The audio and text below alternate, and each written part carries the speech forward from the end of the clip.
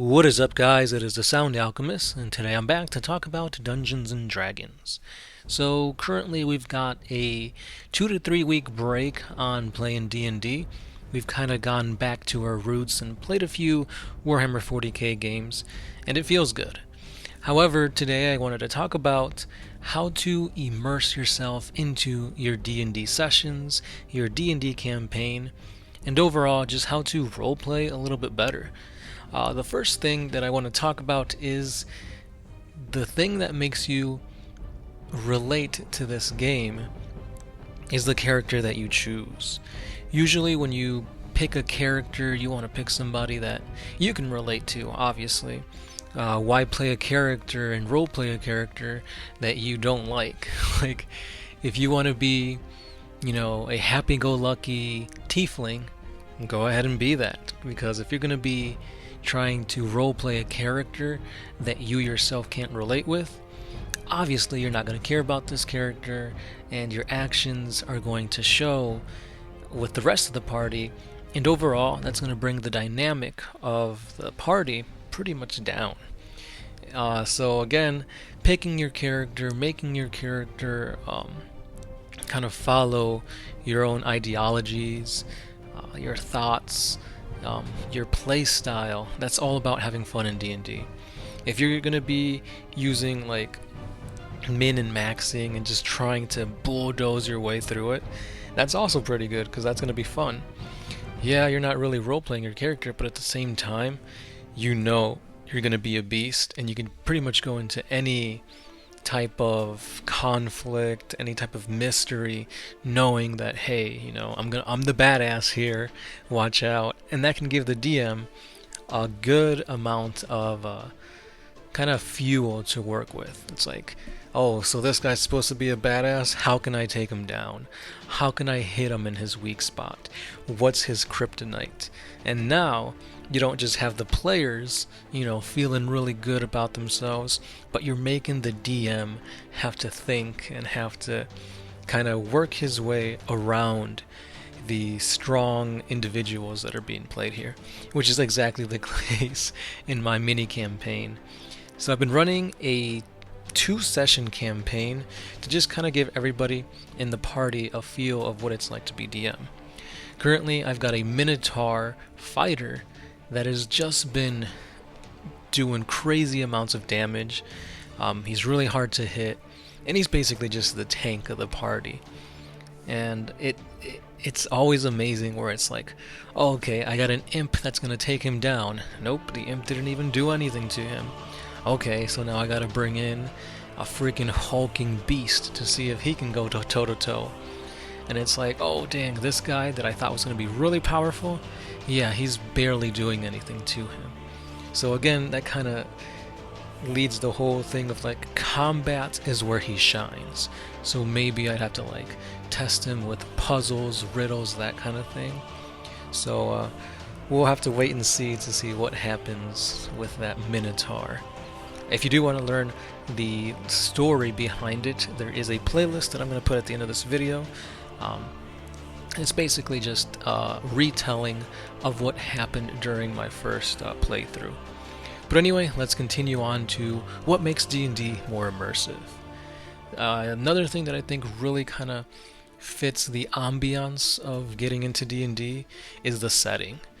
Obviously, if you're going to be playing on your kitchen table, you're going to have like people going in and out of the room, distractions, that kind of takes away from what's going on, because you could be in like a cave setting, hunting orcs and goblins, and then like your dog runs in, or your mom comes in from work, and it's like, oh, well, you got to put a pause to what's going on here and tend to the things. Or say you're babysitting and these things kind of take away, but at the same time, if you're really immersed into it, it really won't hinder it too much, but at the same time, it's best to kind of set the mood. Go in a secluded room, put on, music that fits the situation. If possible, get like sounds and stuff like that. For example, You could be hiking, you could put like bird noises, the crunch of leaves. Or if you're out in the sea, you could hear like seagulls and stuff like that. And if you want to go the extra mile, go ahead and put like maybe light some candles up. Set the mood, if you know what I'm talking about. And lastly, the game board. One thing that a lot of players from D&D say that is necessary is a really good game board.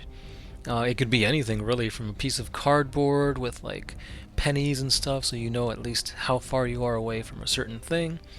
What we like to do is we use whiteboards or a piece of glass with like a grid on it. That works too, because you could use it as like a dry erase. You could use it for multiple settings. And get some miniatures. Hero Forge is really good for creating your own D&D miniatures. Hey, you've already got 40k models, why not use those? So yeah, you could really get creative with this. There's just so much you can do to really immerse yourself with the type of materials you have. Go to your Michael's store. You'd be surprised what you can find. Or check out some miniature like terrain building stuff. Make your own trees, make your own like caverns, rainforest. You can do a lot, especially during Christmas time. A nice tip that I like to use is you can get those Christmas trees that you usually see on like miniature displays with like Santa and stuff like that. And what really works well for like the snowy effect are ceiling tiles. The image you see here is a good example of that. Just get a whole bunch of Christmas trees, get a ceiling tile. It could be a 2x2. I think what I have here is like a 2x6, and that's a pretty good size map that you can work off of.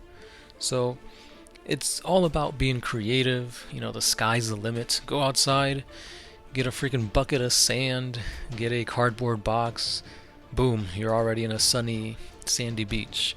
Get some rocks in there, and there you go. I mean, you could go as cheap or as all out as you want on this, because I think what I spent here was probably under like 20-30 bucks with the Christmas trees and the ceiling tile. So yeah, you can get creative and go a long way with really immersing yourself into it, because now you've got a miniature to represent your character. You yourself are role-playing your character, and you could actually see the setting that your character is in. Add some music to that, add some lighting. There actually are light bulbs that you could use to change like colors and stuff like that. So you could really go all out with a really great D&D campaign. Now that's just what I've been kind of emphasizing in my campaigns.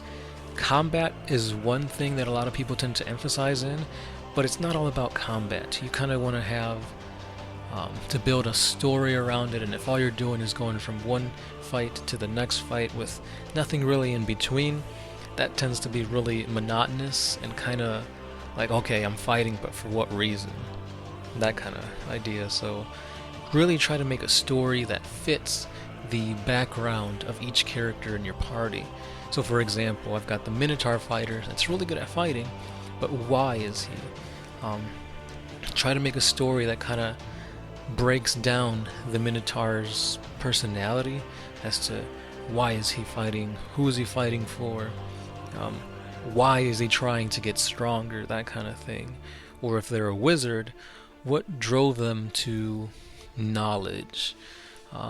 Do they want knowledge at all costs? Are they willing to sacrifice something important to them to attain more knowledge? And then just kind of keep pushing them further and further to see if they have a breaking point, and at what point will they say no. Because once they say no, that's when you know how to play around them. So for example, if knowledge is all they seek, maybe say in order to learn the ultimate spell, you have to kill a party member, or you have to like chop off your own hand. Because with that being done, that's going to greatly impact the party, especially if you kill a freaking party member, because now they have to pick another character, potentially, and obviously they're going to have a little bit of a vendetta against you, so that's something to think of. Or, for example, in Bal's case, that Minotaur loves fighting, but maybe he picks a fight with the wrong guy, and like his physical attacks don't work, and it's magic that only works against him, and boom, you've got a character that you can't really do anything about, and that's how you get him. But again, guys, let me know your thoughts on how to immerse yourself into your D&D sessions. Is it all about the game board, the miniatures, the ambiance, or is it just a really enthralling story that really gets you in there? Or maybe it's just hanging out with your friends. Let me know down below if you got any tips, tricks, or any sessions of note that you want us to learn about. And that's all I've got for today. As always, I'm the Sound Alchemist, part of One Mind Syndicate, and I'll catch you guys next time.